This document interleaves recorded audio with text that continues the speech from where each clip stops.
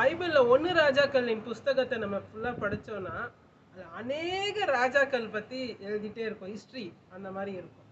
இப்ப நான் படிச்சுட்டு இருக்கும்போது பார்த்தீங்கன்னா நமக்கு அந்த ராஜா பேர்களே ஞாபகம் வச்சுக்க முடியாது. லிஸ்ட் யாருக்கு அப்புறம் யார் வந்தாங்க. ஆனா அந்த எல்லா ராஜாக்களுக்கும் நீங்க பாத்தீங்கன்னா ஒரு காமனான ஒரு காரியம் பைபிள்ல குறிப்பிடப்பட்டிருக்கு. அது என்னன்னா அந்த ராஜாவோட பேரு, அவரோட அப்பாவோட பேரு, அதுக்கப்புறம் அவன் அவன் இருந்த அந்த காலத்துல அவன் தேவனுக்கு முன்னால கர்த்தருக்காக அவன் நல்லதை செஞ்சானா, இல்லைன்னா ஆண்டருக்கு பிரிய இல்லாத காரியங்களை செஞ்சானா, அந்த காரியம் மட்டும் தான் போட்டிருக்கும்.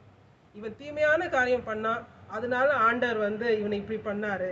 இவன் நன்மையான ஆண்டருக்கு பிரியமான காரியம் பண்ணா, அதனால ஆண்டர் இவனை இப்படி ஆசீர்வதிச்சார். இந்த மாதிரி காரியங்கள் தான் எல்லா ராஜாக்களுக்கும் எழுதப்பட்டிருக்கும்.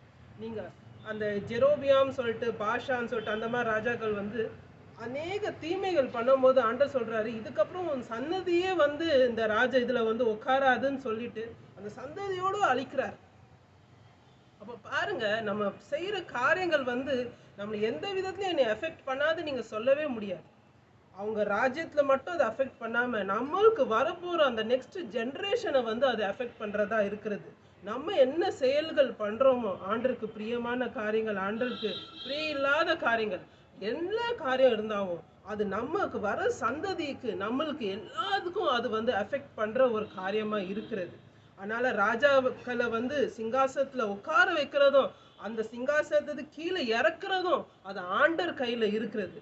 நம்ம வாழ்க்கை நம்ம ஆண்டருக்கு ஒப்பு கொடுத்து நம்ம ஆண்டர்கிட்ட பிரியமா நம்ம ஜீவிக்கும் போது ஆண்டர் நம்மளையும் நம்ம சந்ததியும் ஆசீர்வதிக்கிறவரா இருக்கிறார். God bless you. பைபிள்ல ஒன்னு ராஜாக்களின் புஸ்தகத்தை நம்ம ஃபுல்லா படிச்சோம்னா அது அநேக ராஜாக்கள் பத்தி எழுதிட்டே இருக்கும். ஹிஸ்டரி அந்த மாதிரி இருக்கும்.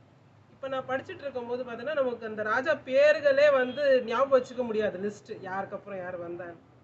ஆனா அந்த எல்லா ராஜாக்களுக்கும் நீங்க பாத்தீங்கன்னா ஒரு காமனான ஒரு காரியம் பைபிள்ல குறிப்பிடப்பட்டிருக்கு. அது என்னன்னா அந்த ராஜாவோட பேரு, அவரோட அப்பாவோட பேரு, அதுக்கப்புறம் அவன் அவன் இருந்த அந்த காலத்துல அவன் தேவனுக்கு முன்னால கர்த்தருக்காக அவன் நல்லதை செஞ்சானா, இல்லைன்னா ஆண்டருக்கு பிரிய இல்லாத காரியங்களை செஞ்சானா, அந்த காரியம் மட்டும் தான் போட்டிருக்கும்.